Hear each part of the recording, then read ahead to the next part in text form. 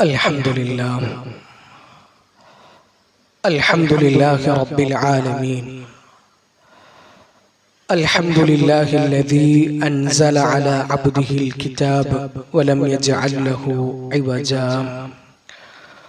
اللهم صل على محمد وعلى آل محمد كما صليت على إبراهيم وعلى آل إبراهيم إنك حميد مجيد.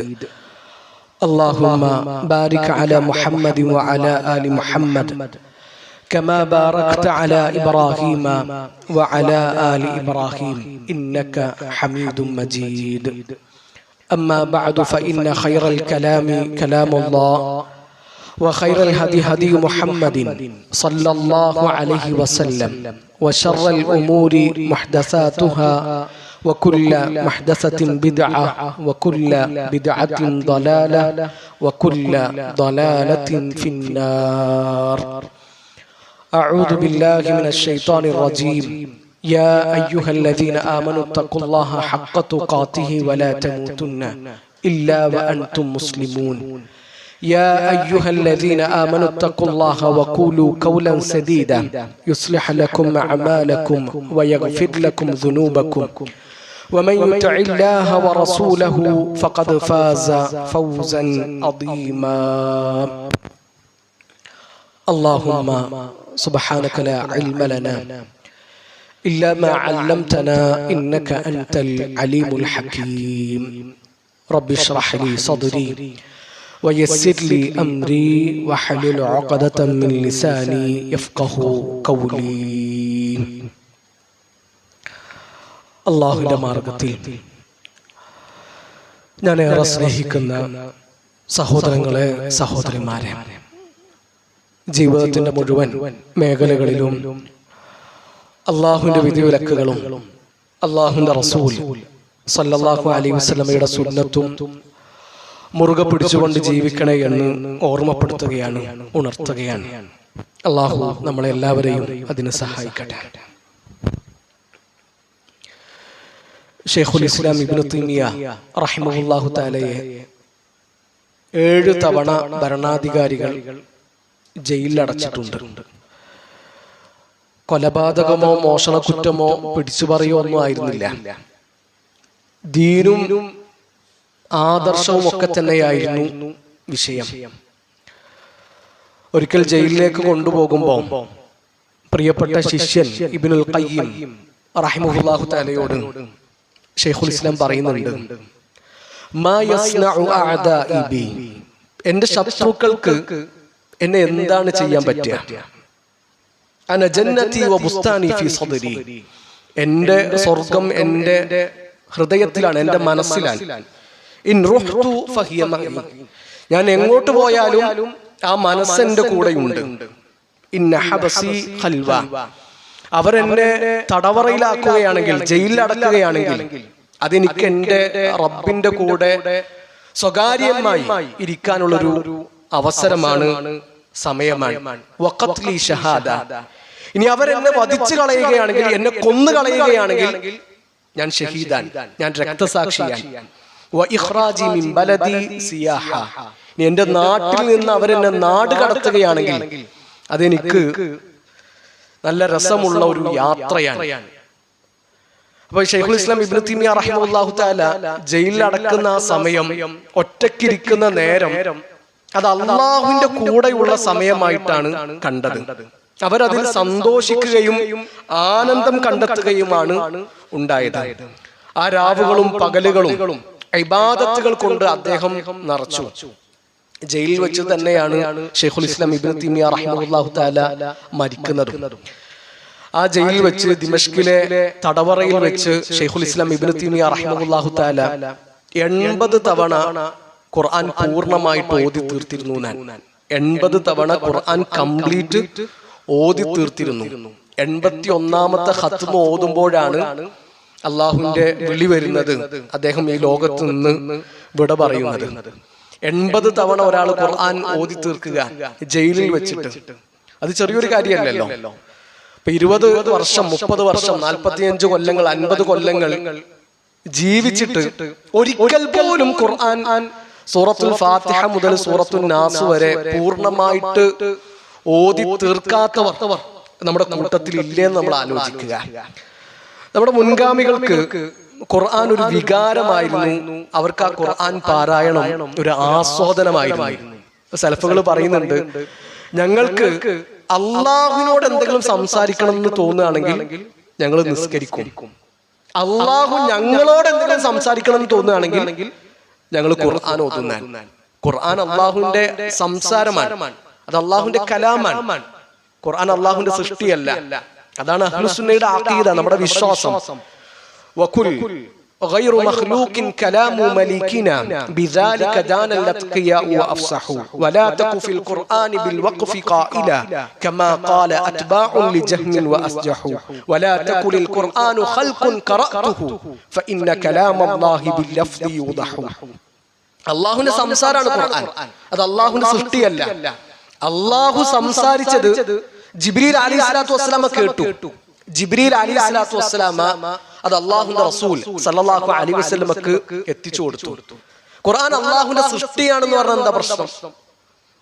ഖുർആൻ അള്ളാഹുവിന്റെ സൃഷ്ടിയാണെന്ന് പറഞ്ഞാൽ അള്ളാഹുവിന്റെ സംസാരമാണ് ഖുർആൻ. അള്ളാഹുവിന്റെ സംസാരം അള്ളാഹുവിന്റെ വിശേഷണമാണ്, അള്ളാഹുവിന്റെ സിഫത്താണ്. അള്ളാഹുവിന്റെ വിശേഷണം ഒരിക്കലും സൃഷ്ടിയാവുകയില്ല. ആ വാദം ഖുർആനെതിരാണ്, സുന്നത്തിനെതിരാണ്. ഈ വിശ്വാസം ഉറക്കെ പറഞ്ഞതിന്റെ പേരിലാണ് കാലങ്ങളോളം ഇമാം അഹ്മദ് ബിൻ ഹംബൽ റഹിമഹുല്ലാഹു തആല ജയിലിൽ അടക്കപ്പെട്ടിട്ടുള്ളത്. അപ്പൊ നമ്മുടെ വിശ്വാസം ഖുർആൻ അള്ളാഹുവിന്റെ സംസാരമാണ്. അള്ളാഹു സംസാരിച്ചു, അത് ജിബ്രീൽ കേട്ടു. ജിബ്രീൽ അലൈഹിസ്സലാം അത് അള്ളാഹുവിന്റെ റസൂൽ സല്ലല്ലാഹു അലൈഹി വസല്ലമക്ക് എത്തിച്ചു കൊടുക്കുകയും ചെയ്തു. ശരിയായ വിശ്വാസങ്ങൾ മുറുകെ പിടിക്കാൻ അള്ളാഹു നമ്മളെ എല്ലാവരെയും സഹായിക്കട്ടെ. പ്രിയപ്പെട്ടവരെ, ഖുർആനെ നമ്മൾ ചേർത്ത് പിടിക്കേണ്ട മാസത്തിലാണ് നമ്മൾ ഉള്ളത്. ഇത് ഖുർആനിന്റെ മാസമാണ്. ശഹ്റു റമദാനല്ലദീ ഉൻസില ഫീഹിൽ ഖുർആൻ. അല്ലാഹു ഖുർആൻ ഇറക്കിയിട്ടുള്ളത് റമദാൻ മാസത്തിലാണ്. ഖുർആന് വേണ്ടിയിട്ട് അല്ലാഹു തെരഞ്ഞെടുത്തിട്ടുള്ളതൊക്കെ ഏറ്റവും ബെസ്റ്റാണ്, ഏറ്റവും നല്ലതാണ്. അപ്പൊ മലക്കുകളുടെ കൂട്ടത്തിൽ ഖുർആന്റെ ഡ്യൂട്ടി അല്ലാഹു കൊടുത്തത് ജിബ്രീൽ അലൈഹിസ്സലാത്തു വസ്സലാമക്കാണ്. മലക്കുകളിൽ ഏറ്റവും ശ്രേഷ്ഠനാണ്, മലക്കുകളുടെ ലീഡറാണ്. മനുഷ്യന്മാരുടെ കൂട്ടത്തിൽ അള്ളാഹു ഖുർആന് വേണ്ടി തെരഞ്ഞെടുത്തത് അള്ളാഹുവിന്റെ റസൂൽ സല്ലല്ലാഹു അലൈഹി വസല്ലമയെയാണ്. നബി സല്ലല്ലാഹു അലൈഹി വസല്ലമ സൃഷ്ടികളിൽ തന്നെ ഏറ്റവും ശ്രേഷ്ഠനാണ്, അഷ്റഫുൽ ഖൽഖാൻ. ഖുർആന് വേണ്ടിയിട്ട് അള്ളാഹു തെരഞ്ഞെടുത്തിട്ടുള്ള നാട് മക്കയാണ്. ഈ ദുനിയാവിലെ ഭൂമിയിലെ ഏറ്റവും ശ്രേഷ്ഠമായ നാട് മക്കയാണ്. ആ മക്കയാണ് ഖുർആന് വേണ്ടിയിട്ട് അള്ളാഹു തെരഞ്ഞെടുത്തിട്ടുള്ളത്. ഖുർആന് വേണ്ടിയിട്ട് അള്ളാഹു തെരഞ്ഞെടുത്തിട്ടുള്ള മാസം റമദാനാണ്. ആ റമദാനിലാണ് നമ്മൾ ഉള്ളത്. അള്ളാഹുവിന്റെ റസൂൽ സല്ലല്ലാഹു അലൈഹി വസല്ലമയുടെ അടുക്കൽ റമദാനിന്റെ എല്ലാ രാത്രിയിലും ജിബ്രീൽ വന്നിരുന്നു. വകാന ജിബ്രീലു യൽഖാഹു ഫീ കുല്ലി ലൈലത്തിൻ മിൻ റമദാൻ. റമദാന്റെ എല്ലാ രാത്രിയിലും നബിയുടെ അടുക്കൽ ജിബ്രീൽ അലൈഹിസ്സലാത്തു വസ്സലാമ വന്നിരുന്നു. ഫയുദാരിസുഹുൽ ഖുർആൻ, എന്നിട്ട് ഖുർആൻ പഠിപ്പിച്ചിരുന്നു.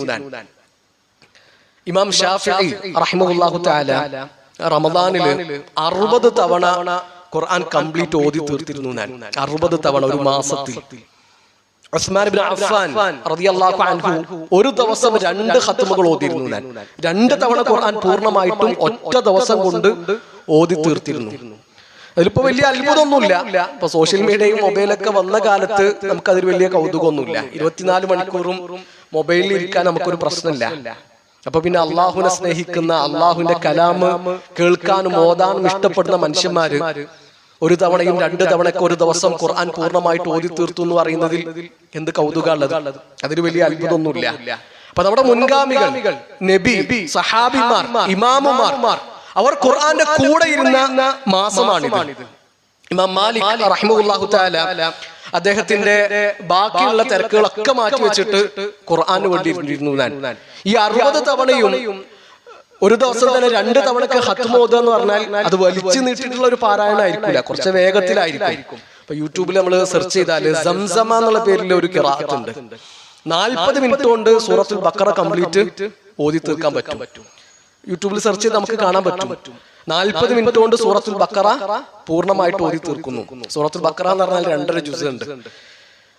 അപ്പൊ അങ്ങനത്തെ വേഗത്തിലുള്ള പാരായണമായിട്ടാണ് അവര് ഖുർആൻ ഓതി തീർത്തിരുന്നത്. ഏതായാലും ഒരുപാട് സമയം നമ്മൾ ഖുർആന് വേണ്ടി മാറ്റി വെക്കേണ്ട ഒരു മാസമാണിത്.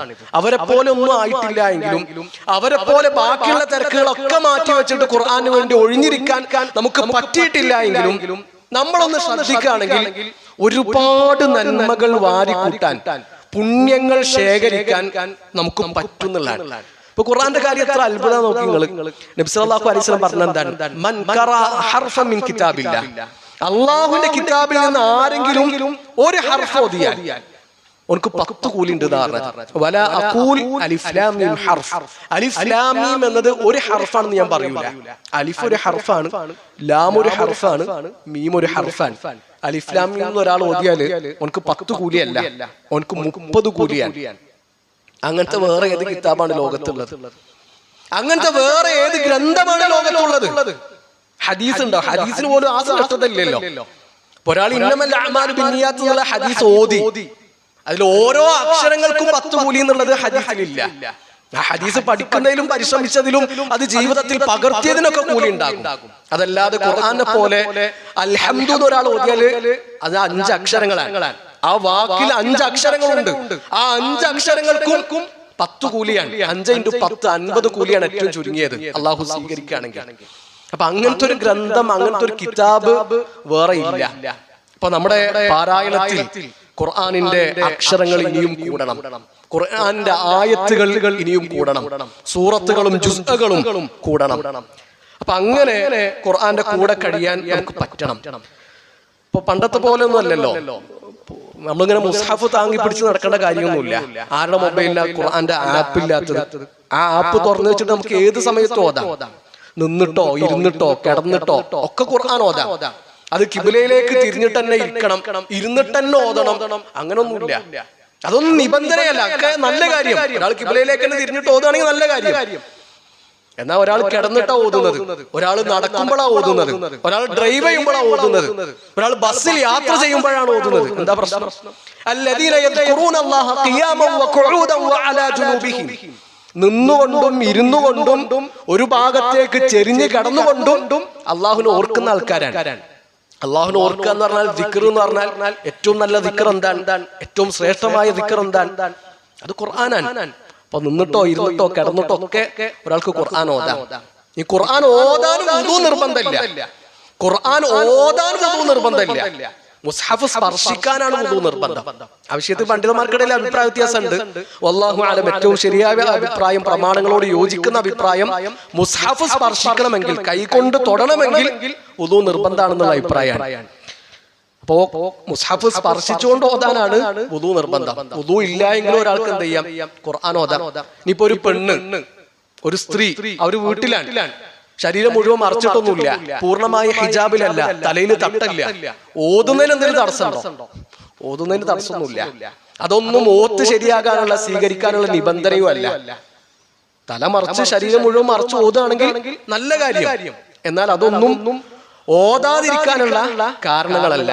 അപ്പൊ നമ്മൾ വിചാരിക്കുകയാണെങ്കിൽ പ്രിയപ്പെട്ടവരെ, നമുക്ക് ഒരുപാട് പുണ്യങ്ങൾ നമ്മളൊന്ന് പ്ലാൻ ചെയ്താൽ നമുക്ക് കഴിയും. അതിന് നമ്മൾ വിചാരിക്കണം, നമ്മൾ തീരുമാനിക്കണം. അള്ളാഹു ഖുർആൻ പഠിപ്പിച്ചതിനെ പറ്റിയിട്ട് സൂറത്തുർ റഹ്മാനിൽ പറയുന്നുണ്ട്. അർ-റഹ്മാൻ അല്ലമൽ ഖുർആൻ ഖലഖൽ ഇൻസാൻ. ആ ആയത്തുകളുടെ തർത്തീബ് നമ്മൾ നോക്കുക. ആദ്യം അള്ളാഹു പറഞ്ഞത് എന്താണ്? അർ-റഹ്മാൻ അല്ലമൽ ഖുർആൻ. അള്ളാഹു മനുഷ്യനെ ഖുർആൻ പഠിപ്പിച്ചിരിക്കുന്നു. എന്നിട്ട് അതിന് ശേഷം പറയുന്നത് ഖലഖൽ ഇൻസാൻ, അള്ളാഹു മനുഷ്യനെ സൃഷ്ടിച്ചിരിക്കുന്നു. ശരിക്കും ആദ്യം നടന്ന സംഭവം എന്താണ്? ഖുർആൻ പഠിപ്പിക്കലാണോ മനുഷ്യനെ സൃഷ്ടിക്കലാണോ? ആദ്യം നടന്ന മനുഷ്യനെ സൃഷ്ടിപ്പാണ്. മനുഷ്യനെ സൃഷ്ടിച്ചതിന് ശേഷമാണല്ലോ അള്ളാഹു ഖുർആൻ പഠിപ്പിക്കുന്നത്. പക്ഷെ അള്ളാഹു ആദ്യം പറഞ്ഞത് എന്താണ്? ഖുർആൻ പഠിപ്പിച്ചിരിക്കുന്നു. എന്താ ഇതിന്റെ കാരണം? ഷെയ്ഖ് ഇബ്നു ഉസൈമീൻ റഹിമഹുല്ലാഹു തആല പറയുന്നുണ്ട്, കാരണം അള്ളാഹു മനുഷ്യനെ സൃഷ്ടിച്ചു എന്നതിനേക്കാളും വലിയ നിഅമത്താണ്, വലിയ അനുഗ്രഹമാണ് അള്ളാഹു മനുഷ്യന് ഖുർആൻ പഠിപ്പിച്ചു തന്നു എന്നത്. അപ്പൊ അത് ചെറിയൊരു സംഗതിയായിട്ട് നമ്മൾ കരുതരുത്. നബി സല്ലല്ലാഹു അലൈഹി വസല്ലം കഷ്ടപ്പെട്ട് ഖുർആൻ ഓതുന്നവർക്കുള്ള കൂലി നമുക്ക് പറഞ്ഞു തന്നിട്ടുണ്ട്. മസലുൽ ലദീ യഖറഉൽ ഖുർആൻ വഹുവ ഹാഫിളുൻ ലഹു മഅസ്സഫറത്തിൽ കിറാമിൽ ബററ. ഖുർആൻ മനോഹരമായിട്ട് പാരായണം ചെയ്യുന്ന ഒരാൾ, തപ്പിത്തടയാതെ നിന്നുപോകാതെ ഒഴുക്കോടുകൂടി ഓതുന്ന ഒരാളുണ്ട് എങ്കിൽ, ഖുർആൻ അറിഞ്ഞുകൊണ്ട് പാരായണം ചെയ്യുന്ന ഒരു മനുഷ്യനുണ്ട് എങ്കിൽ അവൻ മലക്കുകളുടെ കൂടെ എന്നാണ്. സുബ്ഹാനല്ലാഹ്, അത് എത്ര വലിയ പദവിയാണ്. ഇനി ആരെങ്കിലും തപ്പിപ്പിടിച്ചിട്ടാണ് ഓതുന്നത് എങ്കിൽ, ശരിക്കും അങ്ങോട്ട് ഒഴുക്കോടുകൂടി ഓതാൻ ഒരാൾക്ക് പറ്റുന്നില്ല, എടങ്ങറായിട്ടാണ് ഓൻ ഓതുന്നത് എങ്കിൽ ഫലഹു അജ്റാൻ, അവനക്ക് 2 കൂലിയുണ്ട്. ഒന്നോനെ എടങ്ങറായതിനുള്ള കൂലിയാണ്, രണ്ടോനെ ഓതുന്നതിനുള്ള കൂലിയാണ്. അത് നമ്മുടെ റബ്ബ് നമുക്ക് തരുന്ന ഔദാര്യമാണ്. നബി സല്ലല്ലാഹു അലൈഹി വസല്ലം പറഞ്ഞു, ഇഖ്റഉൽ ഖുർആൻ, നിങ്ങൾ ഖുർആൻ ഓതുക. ഫഇന്നഹു യഅതി യൗമൽ ഖിയാമ ശഫീഅൻ ലി അസ്ഹാബിഹി. ഖുർആൻ അതിന്റെ ആളുകൾക്ക് വേണ്ടി നാളെ ആഖിറത്തിൽ അല്ലാഹുവിന്റെ മുമ്പിൽ റെക്കമെൻഡായിട്ട് വരുന്ന ആളാണ്, ശുപാർശകരായിട്ട് വരും. നമുക്ക് വേണ്ടിയിട്ട് ഖുർആൻ ശുപാർശ പറയും. അതിന് മാത്രമൊക്കെ നമ്മൾ ഖുർആന് വേണ്ടിയിട്ട് ഒഴിഞ്ഞിരുന്നിട്ടുണ്ടോ? അങ്ങനെയൊക്കെ നമ്മൾ ഖുർആൻ ഓതിയിട്ടുണ്ടോ? അവിടെ നബി സല്ലല്ലാഹു അലൈഹി വസല്ലം പ്രത്യേകം പറഞ്ഞത് അസ്ഹാബുനാൻ, സാഹിബാൻ. സാഹിബ് എന്ന് പറഞ്ഞാൽ വെറുതെ ഓതി പോകുന്ന ആൾക്കാരൊന്നല്ല. ആ ഖുർആനെ ജീവിതത്തിലേക്ക് ചേർത്ത് വെക്കണം. അതിന്റെ തീരുമാനങ്ങൾ നമ്മുടെ തീരുമാനമാകണം. ഖുർആന്റെ നിലപാടുകൾ നമ്മുടെ നിലപാടാകണം. അപ്പൊ അങ്ങനെയൊക്കെ നമ്മൾ ജീവിക്കുന്നുണ്ടോ? ഖുർആൻ നമുക്ക് അനുകൂലമായിട്ട് സാക്ഷി പറയോ? അൽ ഖുർആൻ ഹുജ്ജത്തുൽ ലക ഔ അലൈക. ഒന്നുകിൽ ഖുർആൻ നിങ്ങൾക്ക് അനുകൂലമായിട്ടുള്ള സാക്ഷിയാണ്, അല്ലെങ്കിൽ നിങ്ങൾക്കെതിരെയുള്ള സാക്ഷിയാണെന്ന് അല്ലാഹുവിന്റെ റസൂൽ സല്ലല്ലാഹു അലൈഹി വസല്ലം നമ്മളെ ഓർമ്മപ്പെടുത്തി. അപ്പൊ ഇതില് ഖുർആൻ നമുക്ക് അനുകൂലമായിട്ട് പറയോ എന്നുള്ളത് നമ്മൾ ആലോചിക്കുക. നബി സല്ലല്ലാഹു അലൈഹി വസല്ലം ഖുർആൻ ഓതുന്നവരെ പറ്റിയിട്ടും ഓതാത്തവരെ പറ്റിയിട്ടും പറഞ്ഞ ഉപമ എത്ര മനോഹരമാണ്. മസലുൽ മുഅ്മിനി അല്ലദീ യഖറഉൽ ഖുർആൻ മസലുൽ ഉത്റുജ. ഖുർആൻ ഓതുന്ന ഈമാനുള്ള ഒരു മനുഷ്യന്റെ ഉപമ എന്താണെന്നറിയോ? അത് മധുരനാരങ്ങ പോലെ എന്നാണ്. എന്താ മധുരനാരങ്ങയുടെ പ്രത്യേകത? അതിന് നല്ല സ്മെല്ലുണ്ടാകും, സുഗന്ധമുണ്ടാകും, അതിന് നല്ല മധുരം ഉണ്ടാകും. ഓൻക്ക് മാത്രമല്ല അതിന്റെ മെച്ചം. ഖുർആൻ ഓതുന്ന ഒരു ഈമാനുള്ള മനുഷ്യനുണ്ടെങ്കിൽ അയാളോടൊപ്പം കഴിയുന്ന ആൾക്കാർക്കും അതിന്റെ നേട്ടങ്ങൾ ഉണ്ടാകും. ഈ ഖുർആൻ ഓതാത്ത ഈമാനുള്ള മനുഷ്യനെ പറ്റിയിട്ട് നബി സല്ലല്ലാഹു അലൈഹി വസല്ലം പറഞ്ഞത്, ഓൻ ഈത്തപ്പഴത്തെ പോലെയാണ്, തമ്പ്രിനെ പോലെയാണ്. അതിന് മധുരം ഉണ്ടാകും, ഈമാന്റെ ഒരു മധുരം അവന്റെ ഉള്ളിലുണ്ടാകും. എന്നാൽ തമ്പ്രിന് എന്തെങ്കിലും സുഗന്ധം ഉണ്ടാവും? അതിന് സ്മെല്ലുണ്ടോ? സ്മെല്ലില്ല. അതുപോലെയാണ് ഖുർആൻ ഓതാത്ത ഈമാനുള്ള മനുഷ്യൻ. ഈ ഖുർആൻ ഓതുന്ന മുനാഫിക്കിനെ പറ്റിയിട്ട് നബി സല്ലല്ലാഹു അലൈഹി വസല്ലം പറഞ്ഞത് റൈഹാന എന്നാണ്, ഒരു സുഗന്ധ ചെടിയെ പോലെയാണ്. അതിന് സുഗന്ധം ഉണ്ടാകും. ഓൻ ഓതുമ്പോ ബാക്കിയുള്ളവർക്കൊക്കെ അത് കേൾക്കാൻ പറ്റും, പക്ഷെ ഓന്റെ ഉള്ളിൽ അതിന്റെ മധുരം ഒന്നും ഉണ്ടാവില്ല. ആ സുഗന്ധത്തിന്റെ ചെടിക്ക് കയ്പാണ് ഉണ്ടാവുക. ഖുർആൻ ഓതാത്ത മുനാഫിക്കാണെങ്കിലോ അവൻ ആട്ടങ്ങയെ പോലെയാണ്. അതിന് മണം ഉണ്ടാവില്ല, അതിന്റെ രുചിയാണെങ്കിൽ അങ്ങേയറ്റം കയ്പുള്ളതുമായിരിക്കും. അപ്പൊ ഈ മധുരനാരങ്ങ എന്ന് പറഞ്ഞ ടീമിൽ ഞാനും നിങ്ങളും പെടുമെന്നുള്ളത് നമ്മൾ ആലോചിക്കുക. അല്ലാഹുവിന്റെ റസൂൽ സല്ലല്ലാഹു അലൈഹി വസല്ലം പറഞ്ഞ ആ ഉപമ നമുക്ക് അനുയോജ്യമാകുമോ എന്ന് നമ്മൾ ചിന്തിക്കുക. അതുകൊണ്ട് ഇതൊന്നും പോരാ. നമ്മുടെ ഖുർആൻ പാരായണം ഒന്നും കൂടി ഉഷാറാകണം. കുറച്ചും കൂടിയൊക്കെ മുന്നോട്ട് നമ്മൾ വരണം. ഖുർആന് വേണ്ടിയിട്ട് കൂടുതൽ സമയം നമ്മൾ ചെലവഴിക്കണം. ഒരാള് ഖുർആൻ പൂർണ്ണമായിട്ട് ഓതി തീർക്കുമ്പോ ഏറ്റവും ചുരുങ്ങിയത് അയാൾക്കൊരു 15 തവണ ശൈത്താനെ കരയിപ്പിക്കാൻ പറ്റും. അത് നമ്മൾ ആലോചിക്കണം. 15 തവണ നമ്മുടെ ശത്രുവിനെ, മുഖ്യ ശത്രുവിനെ നമുക്ക് കരയിപ്പിക്കാൻ പറ്റും. നബി സല്ലല്ലാഹു അലൈഹി വസല്ലം പറയാണ്, ഇദാ ഖറഅ ഇബ്നു ആദം അസ്സജദ ഫസജദ ഇഗ്തസല ശൈത്താൻ. നമ്മൾ ഖുർആൻ ഓതി പാരായണത്തിന് സുജൂദ് എത്തി, തിലാവത്തിന്റെ സുജൂദുള്ള ഒരു ആയത്തെത്തി, നമ്മൾ സുജൂദ് ചെയ്തു. സുജൂദ് ചെയ്യുമ്പോ ശൈത്താന് വിട്ടുമാറി പോകുന്നതാണ്. എന്നിട്ട് അവൻ കരയും. കരഞ്ഞിട്ട് അവൻ പറയും, ഉമിറ ഇബ്നു ആദമ ബിസ്സുജൂദി ഫസജദ. മനുഷ്യനോട് അല്ലാഹു സുജൂദ് ചെയ്യാൻ പറഞ്ഞു, ഓൻ സുജൂദ് ചെയ്തു. ഫലഹുൽ ജന്ന, ഓൻക്ക് സ്വർഗ്ഗമുണ്ട്. വഉമിർതു ബിസ്സുജൂദി ഫഅബൈതു ഫലിന്നാർ. എന്നോട് അല്ലാഹു സുജൂദ് ചെയ്യാൻ പറഞ്ഞു, ഞാൻ സുജൂദ് ചെയ്തില്ല, അതുകൊണ്ട് എനിക്ക് നരകമുണ്ട്. നമ്മൾ തിലാവത്തിന്റെ സുജൂദ് വരുന്ന ഒരു ആയത്ത് ഓതിയിട്ട് തിലാവത്തിന്റെ സുജൂദ് ചെയ്യുമ്പോ ശൈത്താൻ കരഞ്ഞിട്ട് മാറിപ്പോകുന്നാണ് അല്ലാഹുവിന്റെ റസൂൽ സല്ലല്ലാഹു അലൈഹി വസല്ലം പറഞ്ഞത്. നമ്മളെ മുഖ്യ ശത്രുവിനെ കരയിപ്പിക്കാനുള്ള ഒരു ചാൻസ് കിട്ടിയിട്ട് നമ്മളത് വെറുതെ നഷ്ടപ്പെടുത്തി കളയണോ? ഖുർആനിൽ 15 ഇടങ്ങളിൽ തിലാവത്തിന്റെ സുജൂദ് വരുന്നുണ്ട്. അപ്പൊ ഖുർആൻ പൂർണ്ണമായിട്ടും ഓതുന്ന ഒരാള് ഏറ്റവും ചുരുങ്ങിയത് ആ 15 സുജൂദുകളും ചെയ്താൽ, പാരായണത്തിന്റെ സുജൂദ് സുന്നത്താണ്, നിർബന്ധമല്ല. ഒരാളത് ചെയ്തിട്ടില്ലെങ്കിൽ അയാൾ കുറ്റക്കാരനാവുന്നില്ല. എന്നാൽ അത് ചെയ്തു കഴിഞ്ഞാൽ ശൈത്താൻ കരയുന്ന എന്ന് തുടങ്ങിയ കുത്തിത്തിരിപ്പാണ് അവൻ. ആദം നബി അലൈഹി സ്വലാത്തു വസ്സലാമയുടെ സമയം മുതൽ തുടങ്ങിയതാണ്. എന്തെങ്കിലും ഒരു ചാൻസ് കിട്ടിയാൽ മനുഷ്യന്മാരെ വഴി തെറ്റിക്കാനും വഴി പഴപ്പിക്കാനുമാണ് അവർ ശ്രമിച്ചുകൊണ്ടിരിക്കുന്നത്. യൂസുഫ് നബി അലൈഹി സ്വലാത്തു വസ്സലാമ കണ്ട സ്വപ്നത്തെ പറ്റിയിട്ട് വാപ്പാനോട് പറഞ്ഞില്ലേ, ഇന്നി റഅയ്തു അഹദ അശറ കൗകബ വശംസ വൽ ഖമറ റഅയ്തുഹും ലി സാജിദീൻ. സൂര്യനും ചന്ദ്രനും 11 നക്ഷത്രങ്ങളും എനിക്ക് വേണ്ടിയിട്ട് സുജൂദ് ചെയ്യുന്നത് ഞാൻ കണ്ടു. അപ്പൊ ഉപ്പ എന്താ പറഞ്ഞത്? യാക്കൂബ് നബി അലൈഹി സ്വലാത്തു വസ്സലാമ എന്താ യൂസുഫ് നബിയോട് പറഞ്ഞത്? യാ ബുനയ്യ ലാ തഖുസ്സുസ് റുയാക അലാ ഇഖ്വതിക്. അന്റെ സഹോദരങ്ങളോട് ഈ സ്വപ്നത്തിന്റെ കാര്യം നീ പറയരുത്. അവര് നിനക്കെതിരെ തന്ത്രം പ്രയോഗിക്കും. തീർച്ചയായിട്ടും ശൈത്താൻ മനുഷ്യന്റെ വ്യക്തമായ ശത്രുവാണ്, പ്രത്യക്ഷത്തിൽ തന്നെയുള്ള ശത്രുവാണ് എന്നാണ് യാക്കൂബ് നബി അലൈഹി സ്വലാത്തു വസ്സലാമ ഓർമ്മപ്പെടുത്തിയത്. അപ്പൊ ഒരു ചാൻസ് കിട്ടിയ, ഒരു ഗ്യാപ്പ് കിട്ടിയാല് മനുഷ്യന്മാർക്കിടയിൽ പ്രശ്നം ഉണ്ടാക്കാനാണ് ശൈത്താൻ ശ്രമിക്കുക. ആ ശൈത്താനെ സങ്കടപ്പെടുത്താനും ഓനെ വേദനിപ്പിക്കാനും ഓനെ കരയിപ്പിക്കാനും കിട്ടുന്ന ഒരു ചാൻസ് കൂടിയാണ് ഖുർആൻ പാരായണം എന്നുള്ള കാര്യം നമ്മൾ പ്രത്യേകം ശ്രദ്ധിക്കുക. റമളാനിലാണ് നമ്മൾ ഏറ്റവും കൂടുതൽ ഖുർആൻ ഓതാറുള്ളത്. ആ ഓതുന്ന സമയത്ത് നമ്മൾ ശ്രദ്ധിക്കേണ്ട ഏറ്റവും പ്രധാനപ്പെട്ട ഒരു കാര്യം, അതുപോലെ തന്നെ നമ്മൾ തിരുത്തേണ്ട 2 ധാരണകൾ. നമ്മൾ ശ്രദ്ധിക്കേണ്ട ഏറ്റവും പ്രധാനപ്പെട്ട ഒരു കാര്യം എന്താന്ന് വെച്ചാല്, നാവും ചുണ്ടും ചലിപ്പിച്ചിട്ടാണ് നമ്മൾ ഖുർആൻ ഓതേണ്ടത്. ചില ആൾക്കാർ കുറെ ഹത്മൊക്കെ തീർത്തിട്ടുണ്ടാകും, ഖുർആൻ ഇങ്ങനെ ഓതി തീർക്കുന്നുണ്ടാവും, പേജ് ഇങ്ങനെ മറിയുന്നുണ്ടാകും, നാവും ചുണ്ട് ചലിക്കുന്നുണ്ടാവില്ല. അത് ഖിറാഅത്തല്ല.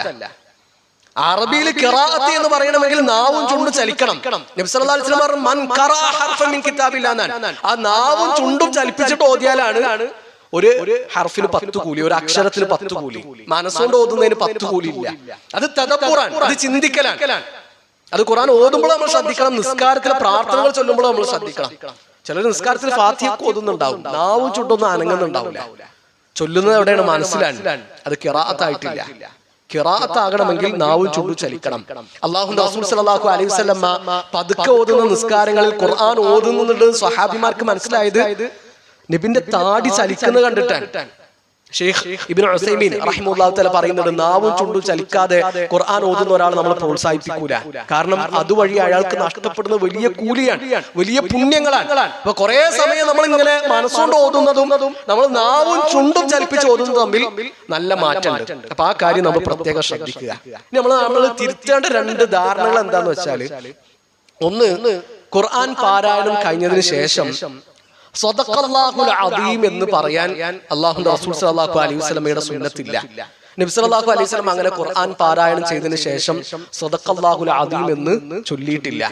അപ്പൊ അതൊരു പ്രത്യേകത ഉള്ള കാര്യമാണ്. അതിന് കൂലി കിട്ടും, അതിന് പുണ്യമുണ്ട്, അത് സുന്നത്താന്നൊക്കെ വിചാരിച്ചിട്ടാണ് ഒരാൾ ചെയ്യുന്നതെങ്കിൽ അത് ബിദ്അത്തായിട്ട് മാറും. നബിയിൽ നിന്ന് അങ്ങനത്തെ ഒരു സംഭവം സ്ഥിരപ്പെട്ടു വന്നിട്ടില്ല. അതേപോലെ തന്നെ ഖുർആൻ ചുംബിക്കുക എന്നതും പ്രത്യേകത ഉള്ള കാര്യമല്ല. നമ്മളെപ്പോഴും ഖുർആൻ എടുക്കുമ്പോൾ ഒന്ന് ചുംബിക്കും, പിന്നെ വെക്കുമ്പോൾ ഒന്ന് ചുംബിക്കും. അങ്ങനത്തെ ഒരു ഇബാദത്തും അങ്ങനത്തെ ഒരു പ്രത്യേകതയും ഖുർആന്റെ കാര്യത്തിൽ അല്ലാഹുവിന്റെ റസൂൽ സല്ലല്ലാഹു അലൈഹി വസല്ലം നമുക്ക് കാണിച്ചു തന്നിട്ടില്ല. ആ വിഷയത്തിൽ ആകെ വന്നിട്ടുള്ള ഒരു റിപ്പോർട്ട് ഇക്രിമ റളിയല്ലാഹു അൻഹു എന്നുള്ള റിപ്പോർട്ടാണ്. ഇക്രിമ റളിയല്ലാഹു അൻഹു ഖുർആൻ മുഖത്തോട് ചേർത്ത് വെച്ചു. ഹാദാ കലാമു റബ്ബി, ഇതെന്റെ റബ്ബിന്റെ സംസാരമാണെന്ന് പറഞ്ഞൊക്കെയുള്ള റിപ്പോർട്ട് വന്നിട്ടുണ്ട്. അത് തന്നെ സ്ഥിരപ്പെട്ടിട്ടുണ്ടോ എന്നുള്ള കാര്യത്തിൽ പണ്ഡിതന്മാർക്കിടയിൽ അഭിപ്രായ വ്യത്യാസമുണ്ട്. ഷെയ്ഖുമാരൊക്കെ വളരെ ശക്തമായ ഭാഷയിൽ അത് ബിദ്അത്താണെന്നുള്ള നിലയ്ക്ക് തന്നെ പറഞ്ഞവരെ നമുക്ക് കാണാൻ പറ്റും. അപ്പൊ അത് പ്രോത്സാഹിപ്പിക്കപ്പെട്ട ഒരു സംഗതിയല്ല, അത് പതിവായിട്ട് ചെയ്യാനും പഠിപ്പിക്കപ്പെട്ട ഒരു കാര്യമല്ല എന്നുള്ളത് നമ്മൾ പ്രത്യേകം മനസ്സിലാക്കുക. ഏതായാലും അള്ളാഹു നന്മകളിൽ മുന്നേറുവാൻ നമ്മളെല്ലാവരെയും സഹായിക്കട്ടെ. ഖുർആനിന്റെ ആളുകളാവുക, അള്ളാഹുവിന്റെ ആളുകളാവുക. അള്ളാഹു നമ്മളെല്ലാവരെയും അതിന് അനുഗ്രഹിക്കട്ടെ.